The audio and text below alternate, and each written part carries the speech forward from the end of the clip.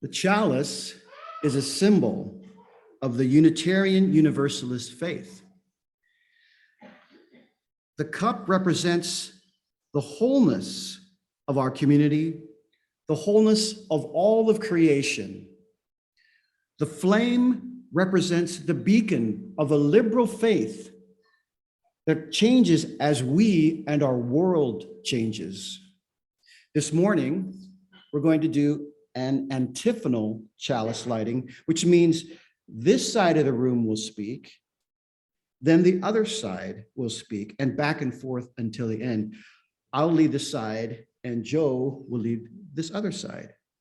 The words are in the gray hymnal, number 728, and they're also going to be projected on the screen. This side will begin first, and I'm going to ask Adeline to come up and help us in our service by lighting the chalice. Come on up, sweetie.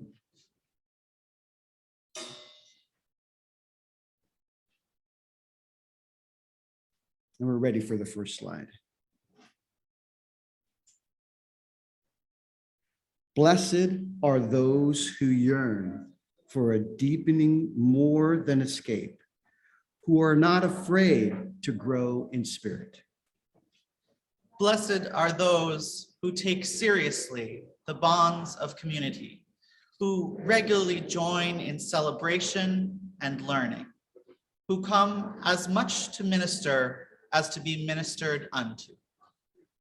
Blessed are those who bring their children, who invite their friends to come along to join in fellowship, service, learning, and growth. Blessed are those who support the church and its work by their regular, sustained, and generous giving, and who give of themselves no less than their money. Blessed are those who know that the church is often imperfect, yet rather than harbor feelings of anger or disappointment, bring their concerns and needs to the attention of the church leaders. Blessed are those who, when asked to serve, do it gladly, who realize that change is brought about through human meeting, who do the work of committees and stay till the end. Blessed are those who speak their minds in meetings, who can take and give criticism, who keep alive their sense of humor. Blessed are those who know that the work of the church is the transformation of society, who have a vision of beloved community transcending the present, and who do not shrink from controversy, sacrifice, or change. Blessed are they indeed. And now let us say together the words of our mission, which affirm our shared purpose. Empowered by love, we transform ourselves and serve our world.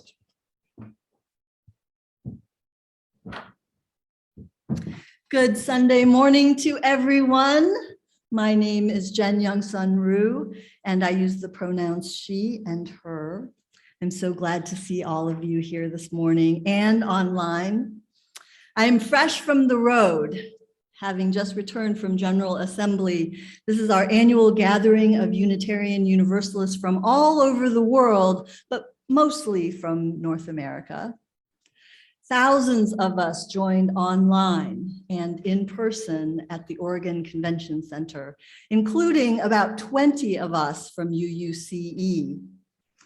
After they come home, we're going to find a way, right, David, to share what we have experienced and what we learned with all of you.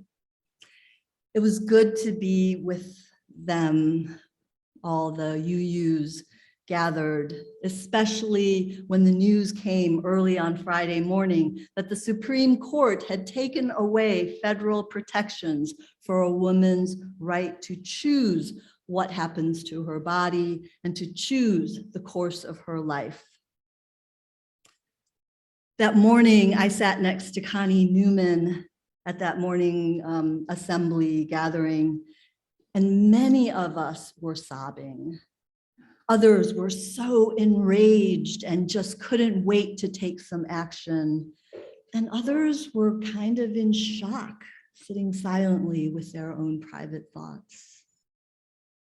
It was good to be together then, and it is good to be with you now. In a group as large as ours, there is, of course, going to be a diversity of opinions and experiences, and yet people of conscience, we people of faith, can agree that forcing a person to endure pregnancy and childbirth against their will is an unacceptable cruelty. Our Unitarian Universalist faith calls us to attend to those who need access to safe and legal reproductive health care whenever and wherever they need it. If you would like to talk more about what you are thinking and feeling, we're holding an impromptu listening circle right after church today. It's going to be right here, and we'll also do it on Zoom. So if you're on Zoom, just go to coffee hour and we will meet up there. I'm also planning to devote a worship service about life. I mean, what life means, pro-life, pro-choice. And that'll be on July the 10th. This morning, we really do want to celebrate shared ministry. And that's the theme for today, a chance to acknowledge the many, many ways that you all minister to one another and to our neighbors outside our walls. So today, come, let us practice opening the spacious heart, the one that holds both joy and sorrow, the one that weeps at the injustices of the world and is able to laugh in wonder at this big, beautiful life. Come, let us worship together.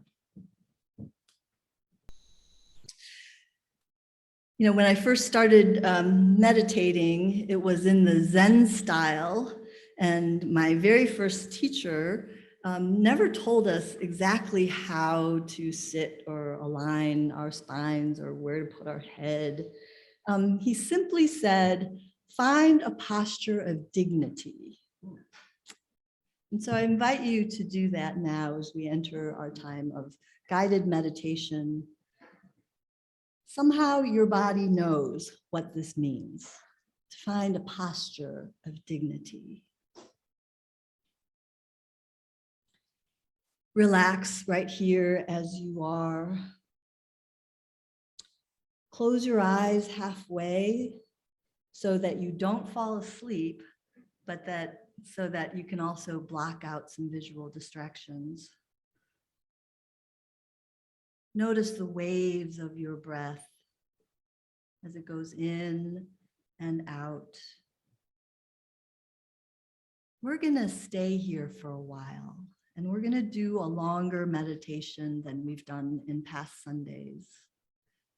So if you find yourself feeling restless, please get up, walk around. I know that sometimes this space can feel a little bit formal, but really, every body needs something different. So please make use of this space. Be comfortable here. Have you found your dignity?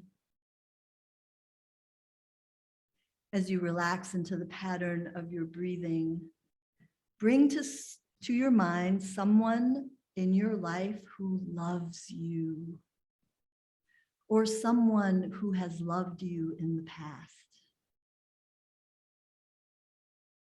Maybe that someone is even a dog or a cat or other beloved animal. They seem to be experts in unconditional love. And maybe for you, that someone is God.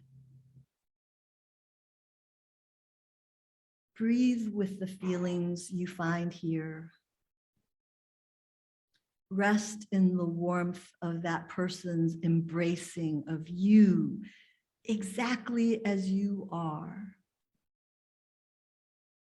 Take in this experience of being unconditionally loved and accepted as you are, without having to be different, without having to be worthy of their love, without having to be particularly deserving.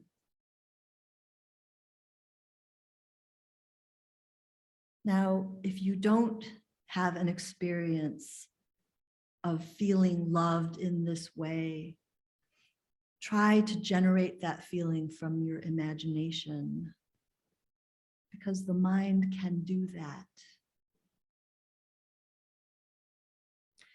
Now turn to yourself and embrace yourself with these feelings of love and acceptance and kindness for yourself beyond judgment of any kind. Bask in that feeling. Imagine the all-loving embrace of a parent for their child, but in this case, you are simultaneously both the parent and the child. Rest here in this feeling. Soak in your own kind regard for yourself, your own complete acceptance of yourself as you are right here in this moment.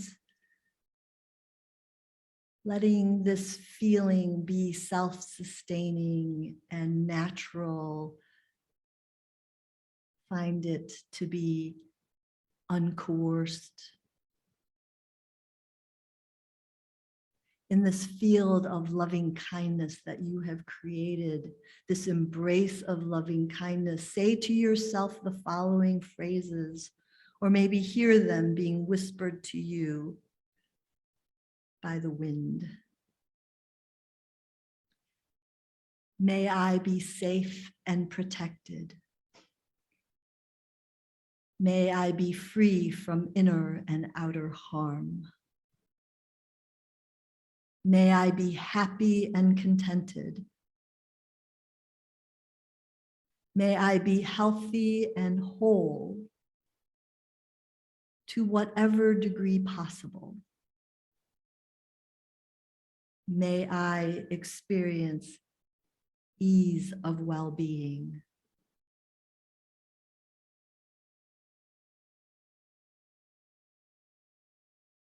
And now expand your heart, expand the field of loving kindness to those for whom you have the greatest affection, those closest to you. Imagine them in your heart, see them in your mind, and say to them, may you be safe and protected. May you be free from inner and outer harm. May you be happy and contented. May you be healthy and whole to whatever degree possible. May you experience ease of well-being.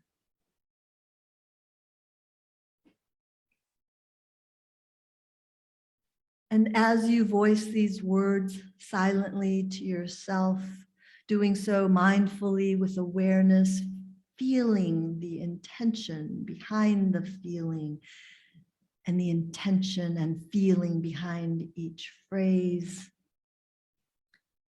Now, expand even further this field of loving kindness. Now, bring to your mind those for whom your relationship is more neutral. People you don't know at all.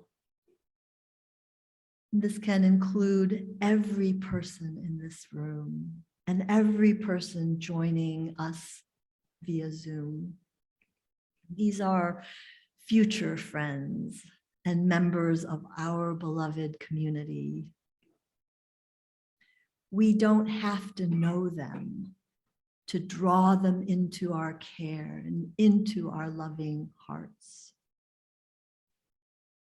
And so with this community in mind, wish them well. May you be safe and protected. May you be free from inner and outer harm.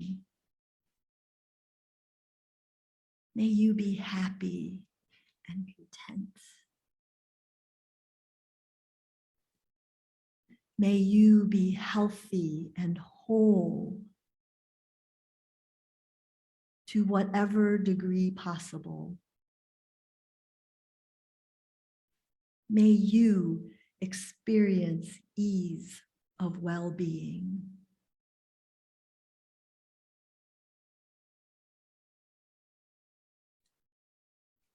Now that you have nurtured this field of loving kindness around you, you can once again expand your awareness to include one or more individuals who are actually problematic for you. Someone with whom you share a difficult past, maybe. Someone who may have harmed you, or for whatever reason, this person is someone you consider an adversary or more of an obstacle. This doesn't mean that you are being asked to forgive them for what they've done to hurt you or to cause harm to others. You are simply recognizing that they too are human beings, that they too have aspirations, that they too, in all likelihood, desire to be safe and happy. So as best you can, and only to the degree that you feel ready for this, extend loving kindness to them as well. And to them and for all the difficulties and problems that lay between you. And say, may you be happy. May you be safe and protected. May you be safe and protected. May you be free from inner and outer harm. May you be happy and content. May you be healthy and whole to whatever degree possible. May you experience ease of well-being.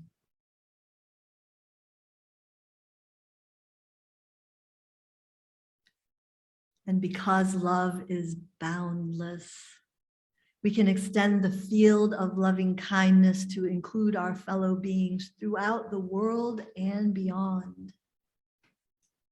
May they be safe and protected. May they be free from inner and outer harm. May they be happy and contented. May they be healthy and whole to whatever degree possible. May they experience ease of well-being. O wondrous love, God of many names, we cry out that these are troubled times. So many are struggling just to live, to find a peaceful night's sleep, to find food and safe drinking water. We are fighting with one another. And in many parts of the world, we are at war with each other. And yet, O Holy One, through your messengers, the summer flowers, the stand of trees, the flowing rivers, the animals and the insects, and countless people of goodwill, we are reminded that love has always been the most powerful force in the world. We will not give in to despair. We will not give in to tyranny. We will not give up on each other. Amen. Blessed be. Your gifts, whatever you discover them to be, can be used to bless or curse the world. The mind's power, the strength of the hands, the reaches of the heart. The gift of speaking, listening, imagining, seeing, waiting.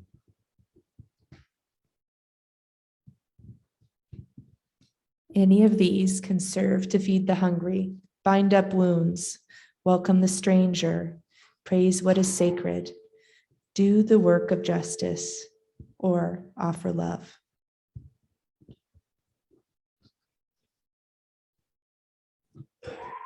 Any of these can draw down the prison door, hoard bread, abandon the poor, obscure what is holy, comply with injustice, or withhold love.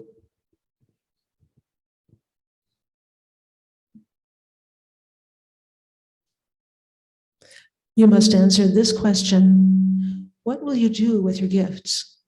Choose to bless the world.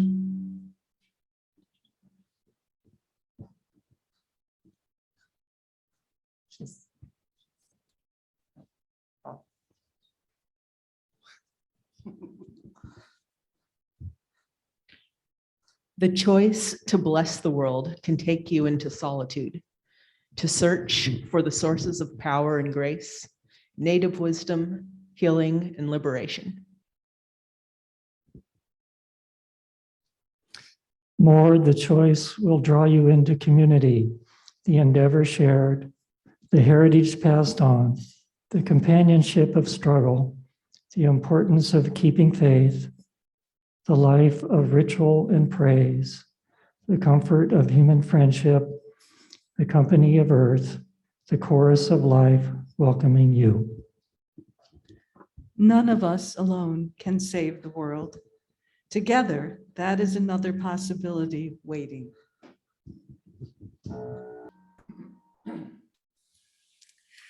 That reading was from the Reverend Dr. Rebecca Parker. So here we are at a threshold of a brand new church year that starts on July 1st. And so before we tumble headlong into the next moment of planning the next year, why don't we rest here, right here at this forming edge, just to look around at each other and appreciate all that you have done this year. Now, you may not know this, but the staff team meets every week. And one of our rituals is to name gratitudes. And we just name you.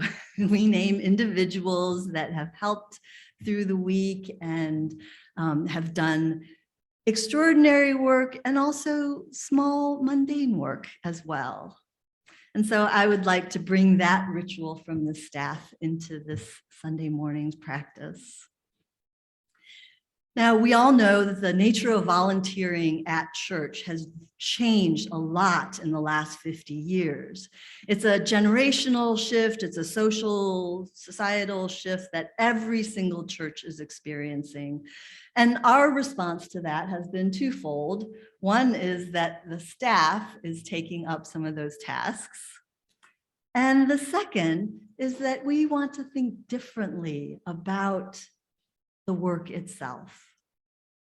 Now, volunteering simply means that you're willing to do something that someone else needs, right? You're willing to wash the dishes and pull weeds and count the collection and join in protest and give food to those in need. And maybe you do it because it's just something that needs to be done and you're willing to do it. And so if someone here were to ask what you were doing, you may just say, well, I'm putting away the table. I'm pulling a weed. I'm setting up for coffee hour. But you could also choose to say, I am building beloved community. Or I'm practicing my religious faith.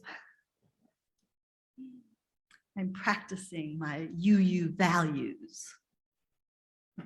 There's another story that I've heard that's similar to the one that teacher Imani told this morning. This one is about John F. Kennedy and a visit that he made to NASA. So one day he's walking down one of those long corridors and he saw a custodian with some buckets and a mop. And the president approached and asked, well, what is your job here at NASA? And the person answered, I'm helping to send a man to the moon.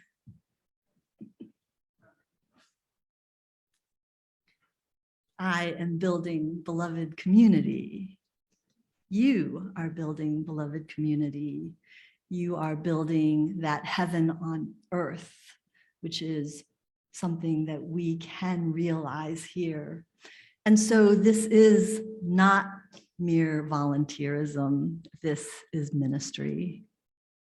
As the Reverend Gordon McKeeman once reminded us, ministry is all that we do together. Wherever our lostness is found, wherever our fragments are united, wherever our wounds are healed, there is ministry. Now, I'm sure you've heard this before from clergy who have said that ministers will come and go, right? But it's the ministry that you offer to one another that is the foundation of this church, and that is what will endure for another 100 years. This is the shared ministry that you all take part in. It gives each task and each event and each encounter with another person greater meaning, because all of those things are not an end unto themselves, but a way forward and a path to greater spiritual growth and liberation and transformation. All year long, you have used your gifts to bless this church and this greater community. Your gifts of organizing and calling people to action, your gifts of being able to see a broad perspective, your gifts of paying attention to the small details, your gifts of noticing the person standing by themselves at coffee hour and then saying hello, your gifts of listening to those who hold different values, your gifts of presence, your gift of just showing up, your gifts of artistic hands. There is such a bounty here. You know, you could do anything with those gifts, and you choose to bless us and the world with them.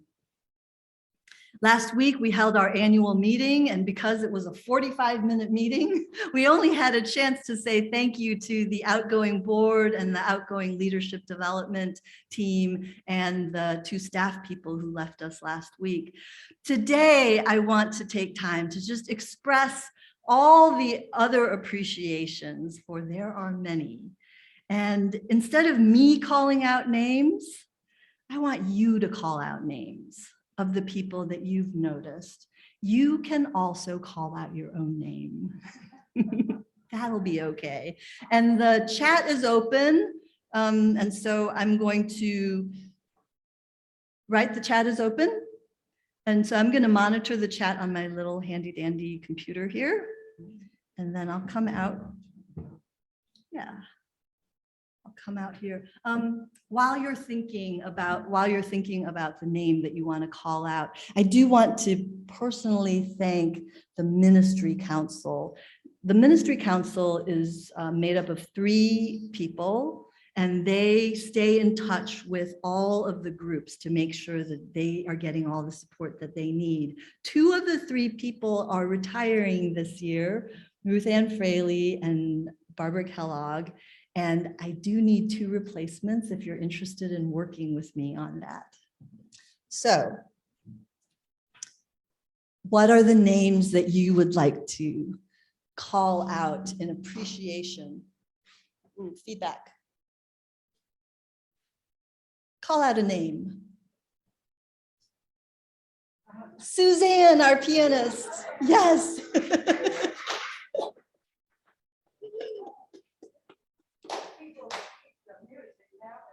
Yes. Oh, and someone in chat said Dick Lesher. Dick Lesher has been proofreading and looking at all of our publications for many years, and he did retire this year. I want to give him lots of thanks. Yay, Dick. Grateful for the garden, the plants, and all the people who are working on just, if you have not gone outside to take a look at our garden, it's beautiful. Yes, Medley. Connie, he's always there in the background, he's not always seen, but without him, how could we run? Ghani, yes. Who else do you want to call out? Yes, call out a name. Sue Craig and her environmental group. Yes, who do you want to call out? Barry Broadbent, yes, yes. Barb Prentice, who oversees our guests, our neighbors over here in the Conestoga huts. Yes.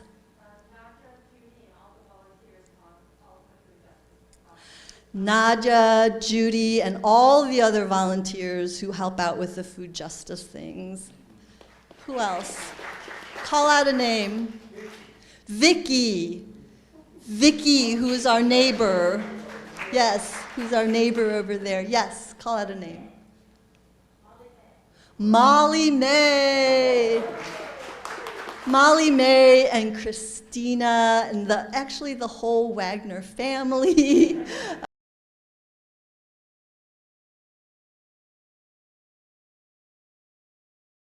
Judy Shaw.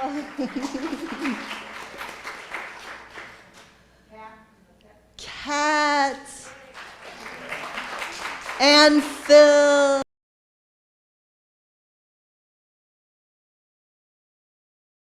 Taking care of our art gallery.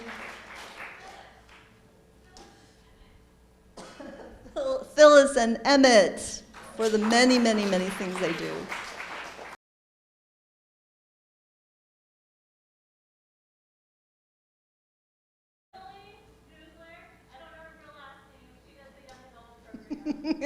Emily Sissel. Emily Sissel, who leads our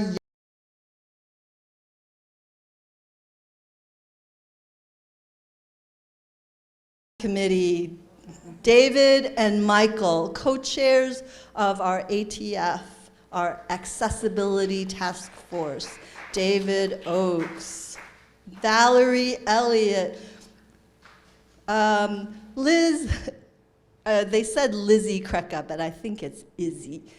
It's Izzy there. Joe, Joseph. Someone else had a hand up. Every single choir member. Yes. Eric, yes. Buildings and grounds, yes. Bob Cerulence, yes. And Bob Fraley. And Joe Rondeau. Yes, Joe, yeah.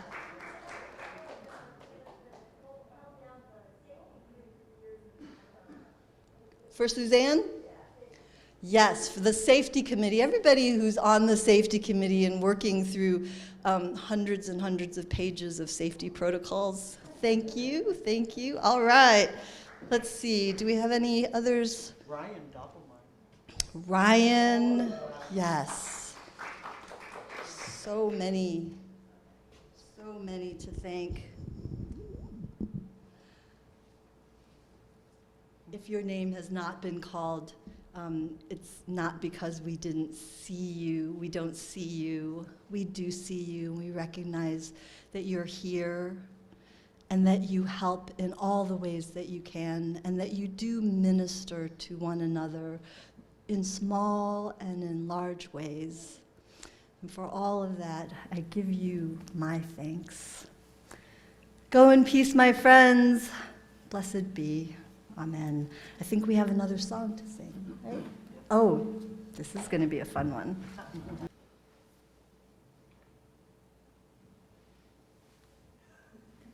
We extinguish this flame, but not the light of truth, the warmth of community, or the fire of commitment. These we carry in our hearts until we are together again. And now go into this day and into this week knowing that your hearts have grown today and that it can keep growing to bless the world. May it be so. Amen. Blessed be.